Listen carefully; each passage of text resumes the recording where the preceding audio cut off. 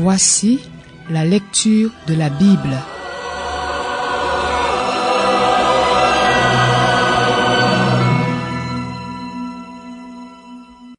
Ésaïe, chapitre 34. Approchez-vous, nations, pour bien entendre. Peuple, soyez attentifs. Que la terre écoute avec tout ce qu'elle contient, le monde avec tout ce qu'il produit. En effet, la colère de l'Éternel s'abat sur toutes les nations et sa fureur sur toute leur armée. Il les voue à la destruction, il les livre au carnage. Leurs victimes sont jetées, leurs cadavres exhalent la puanteur et les montagnes ruissellent de leur sang. Tous les corps célestes se désagrègent. Le ciel est roulé comme un livre et tous ses corps tomberont comme la feuille de la vigne, comme celle du figuier. C'est que mon épée s'est enivrée dans le ciel. La voici qui descend pour frapper Édom, ce peuple que, pour respecter le droit, j'ai voué à la destruction définitive. L'épée de l'Éternel est pleine de sang, recouverte de graisse, du sang des agneaux et des boucs, de la graisse des rognons des béliers. Oui, c'est un repas sacrificiel pour l'Éternel qui se déroule à Botsra, un grand carnage dans le pays d'Édom. Les buffles tombent avec eux, et les bœufs avec les taureaux. Leur pays s'enivre de ce sang et leur poussière est imprégnée de graisse. En effet, c'est un jour de vengeance pour l'Éternel, une année de représailles pour la cause de Sion. L'eau des torrents d'Édom sera changée en goudron et sa poussière en soufre. Son pays deviendra du goudron brûlant qui ne s'éteindra ni la nuit ni le jour. Sa fumée s'élèvera éternellement. De génération en génération il restera désert, plus jamais personne n'y passera.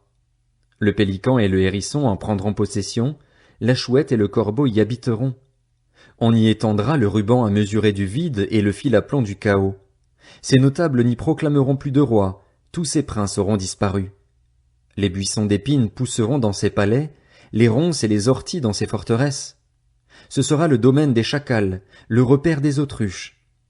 Les bêtes du désert y rencontreront les hyènes et les boucs s'y appelleront l'un l'autre. Le spectre de la nuit y aura sa résidence et y trouvera son endroit de repos. Le serpent y fera son nid, y déposera ses œufs, les couvera et rassemblera ses petits sous son ombre. Là se rassembleront les vautours, chaque femelle avec son compagnon. Cherchez dans le livre de l'Éternel et lisez. Aucune de ces bêtes ne sera absente, aucune femelle avec son compagnon ne manquera.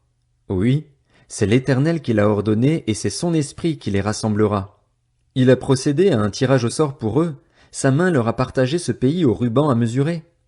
Ils en prendront possession pour toujours, ils y auront leur résidence de génération en génération.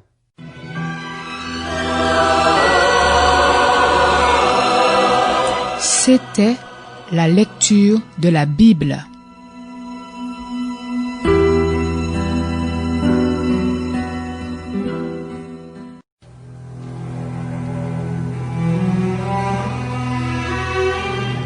Voici la lecture de la Bible.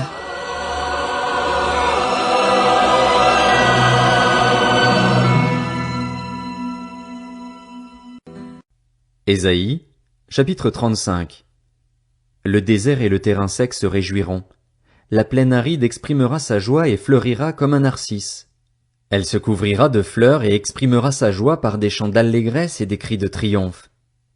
La gloire du Liban lui sera donnée, de même que la splendeur du Carmel et du Saron. On verra la gloire de l'Éternel, la splendeur de notre Dieu.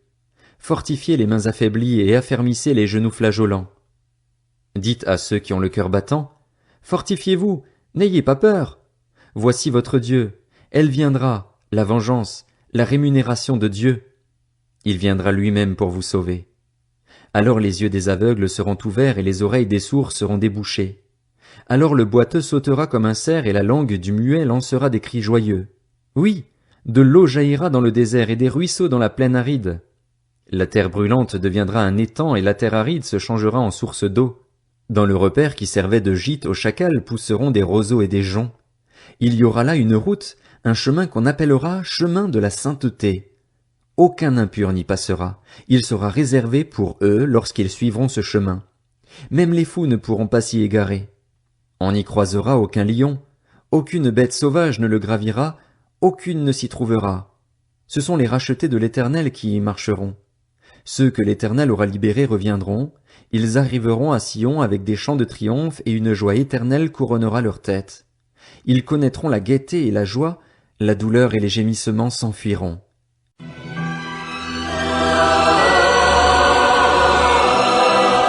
C'était la lecture de la Bible.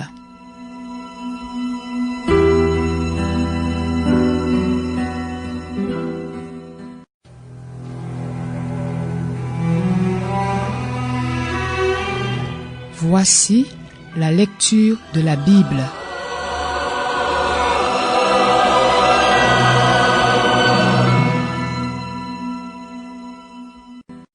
Ésaïe, chapitre 36. La 14e année du règne d'Ézéchias, Sanchérib, le roi d'Assyrie, monta contre toutes les villes fortifiées de Juda et s'empara d'elles. Le roi d'Assyrie se trouvait alors à Lachis. Il envoya à Jérusalem, vers le roi Ézéchias, Rabshakeh avec une puissante armée. Celui-ci s'arrêta à l'aqueduc du réservoir supérieur, sur le chemin du champ du teinturier. Alors le chef du palais royal, Eliakim, fils de Hilkija, se rendit vers lui avec Shebna, le secrétaire, et l'archiviste Joar, fils d'Azaph. Rabshakeh leur annonça: « Transmettez à Ézéchias, voici ce que dit le grand roi, le roi d'Assyrie. Sur quoi repose donc ta confiance? Tu as dit qu'il fallait pour la guerre de la prudence et de la force, mais ce ne sont que des paroles en l'air. En qui donc as-tu placé ta confiance pour oser te révolter contre moi? Tu l'as placé dans l'Égypte. Tu as pris pour soutien ce roseau cassé qui pénètre et transperce la main de celui qui s'appuie dessus. Voilà ce qu'est le Pharaon, le roi d'Égypte, pour tous ceux qui se confient en lui. Peut-être me diras-tu, c'est en l'Éternel, notre Dieu, que nous plaçons notre confiance. Mais n'est-ce pas lui dont Ézéchias a fait disparaître les hauts lieux et les autels en disant à Juda et à Jérusalem, vous vous prosternerez devant cet autel à Jérusalem? Maintenant, passe un accord avec mon seigneur, le roi d'Assyrie, et je te donnerai 2000 chevaux, si tu peux fournir des cavaliers pour les monter. Comment pourrais-tu repousser un seul chef, même parmi les serviteurs les moins importants de mon seigneur? Comment peux-tu mettre ta confiance dans l'Égypte pour les chars et pour les cavaliers? D'ailleurs, est-ce sans l'accord de l'Éternel que je suis monté contre cet endroit pour le détruire? L'Éternel m'a dit, monte contre ce pays et détruis-le. Eliakim, Shebna et Joar dirent à Rabshakeh, parle à tes serviteurs en araméen, car nous comprenons cette langue, et ne nous parle pas en hébreu. En effet, le peuple qui se trouve sur la muraille entend tout. Rabshakeh leur répondit, est-ce à ton seigneur et à toi que mon seigneur m'a envoyé dire ces paroles? N'est-ce pas à ces hommes assis sur la muraille pour manger leurs excréments et boire leur urine avec vous? Alors Rabshakeh prit position et cria à pleine voix en hébreu. Écoutez la parole du grand roi, du roi d'Assyrie. Voici ce que dit le roi. Qu'Ézéchias ne vous trompe pas. En effet, il ne pourra pas vous délivrer. Qu'Ézéchias ne vous amène pas à vous confier en l'Éternel en disant, l'Éternel nous délivrera et cette ville ne sera pas livrée entre les mains du roi d'Assyrie. N'écoutez pas Ézéchias, car voici ce que dit le roi d'Assyrie. Faites la paix avec moi, sortez de la ville vers moi, et chacun de vous mangera des fruits de sa vigne et de son figuier, chacun boira de l'eau de sa citerne. Ensuite, je viendrai vous emmener dans un pays pareil au vôtre, dans un pays de blé et de vin, un pays de pain et de vigne. Qu'Ézéchias ne vous pousse donc pas dans une mauvaise direction en affirmant « L'Éternel nous délivrera ». Les dieux des autres nations ont-ils délivré chacun son pays de la domination du roi d'Assyrie? Où sont les dieux de Hamath et d'Arpad? Où sont les dieux de Sepharvaïm? Ont-ils délivré Samarie de ma domination? Parmi tous les dieux de ces pays, quels sont ceux qui ont délivré leur pays de ma domination, pour que l'Éternel puisse en délivrer Jérusalem? Ils gardèrent le silence. Ils ne lui répondirent pas un mot, car le roi avait donné cet ordre, vous ne lui répondrez pas. Le chef du palais royal, Eliakim, fils de Hilkija, Shebna, le secrétaire, et l'archiviste Joar, fils d'Azaph, vinrent trouver Ézéchias, les habits déchirés, et lui rapportèrent les paroles de Rabshakeh.